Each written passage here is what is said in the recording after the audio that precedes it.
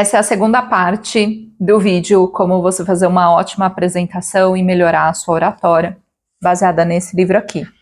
Aquele livro que tem ótimas dicas técnicas, mas eu não gosto muito da maneira como eles falam sobre como a gente deve usar a oratória, porque eles falam muito da oratória como uma forma de você persuadir as pessoas.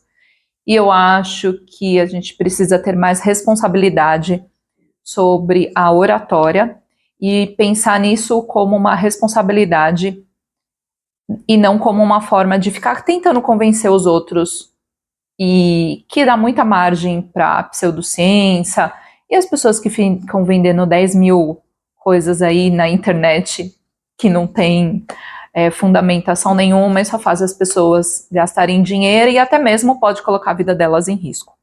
No entanto, tudo na vida tem o lado bom e o lado ruim, então a gente vai extrair a parte boa desse livro. E esse vídeo de hoje, ele será um vídeo principalmente sobre dicas técnicas. Algo muito prático para você usar no seu dia a dia, antes de você fazer sua apresentação de TCC, mestrado ou doutorado. Então, vão ser várias dicas para você se preparar para isso. A primeira dica é: seja organizada e organizado.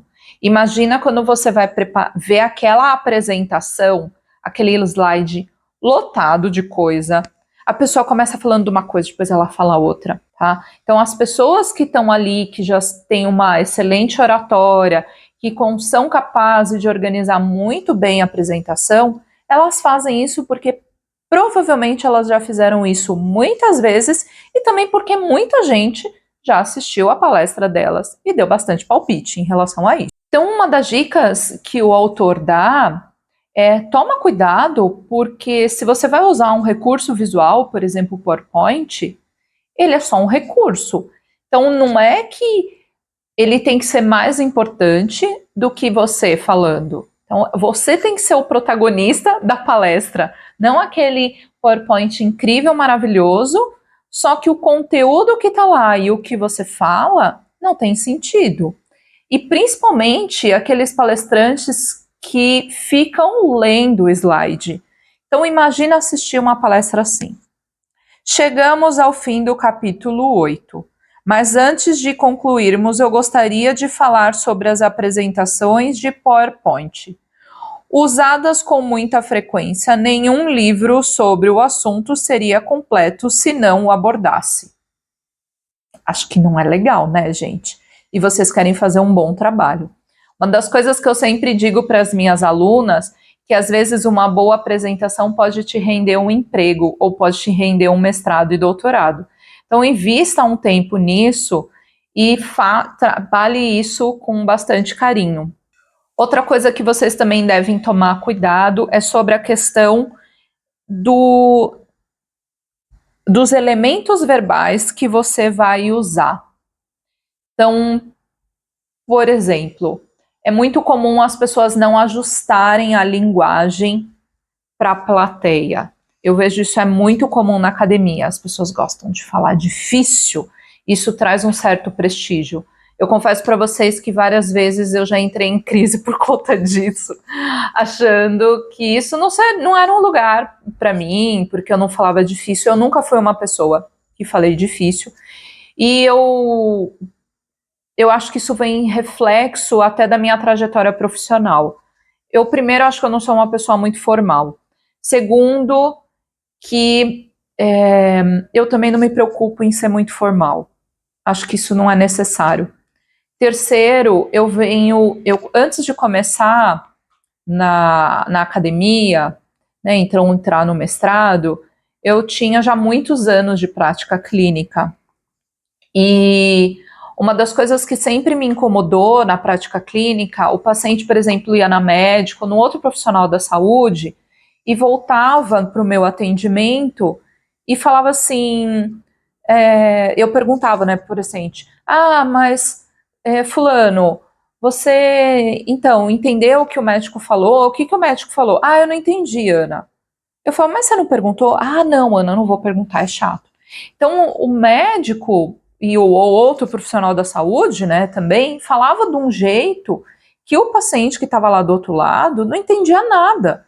Então, eu sempre me preocupei muito em ficar ajustando a minha linguagem para quando eu fosse explicar o que eu, sei lá, que eu ia tomar de conduta nos meus atendimentos de fisioterapia com os meus pacientes entendessem por que eu vou fazer aquelas determinadas escolhas, né? Afinal de contas, eu penso que é sempre uma escolha compartilhada. Só que se o outro lado não está entendendo o que eu estou falando, essa escolha deixa de ser compartilhada, né? Então, e eu vejo isso acontecer também em palestras.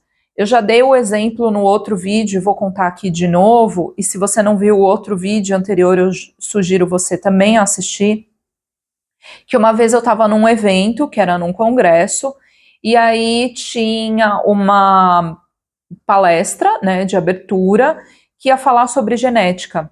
Só que alguns congressos, eles têm tanto o evento é simultâneo, né, para as famílias e pacientes e para os profissionais da saúde. E aí essa pessoa que deu essa palestra, deu uma palestra tão difícil sobre genética, que no momento eu estava estudando sobre genética e eu achei difícil.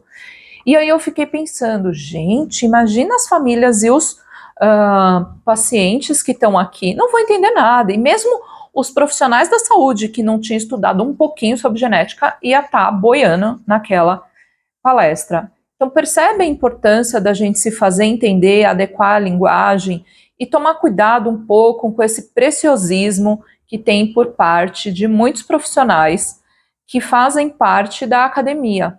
Uma vez, um outro exemplo, um professor foi dar uma palestra numa escola para pais e mães. Ele estava inconformado porque as pessoas não faziam perguntas e questionava, porque as pessoas hoje em dia, né, não participam e tal. Só que em nenhum momento ele se questionou se o que ele falava, ele se fazia entender. Se a linguagem que ele usava se fazia entender. Então, sempre quando vocês derem uma palestra, ninguém fazer uma pergunta, eu acho que vale a pena a gente se questionar se a gente se fez entender, se a nossa palestra foi tão incrível e perfeita assim, ou foi tão ruim. Então, eu sempre faço essa pergunta quando ninguém me pergunta nada. Eu acho que é um ótimo exercício para a gente se reavaliar. Então, para finalizar esse vídeo, sempre lembre que o PowerPoint é um recurso. Eu sei que eu já falei isso 1000 vezes e vou continuar falando, porque, infelizmente, eu continuo vendo em palestra, apresentação de mestrado, doutorado, em congressos, as pessoas lendo. Então, se preparem para o que você vai fazer e faça um bom trabalho. Então, curte, comenta, compartilha. E se você precisa de ajuda no seu estudo científico, eu estou à sua disposição com o meu serviço de assessoria em pesquisa e tem mais informações que está aqui abaixo no meu site, que é o pesquisarara.com. E até o próximo vídeo.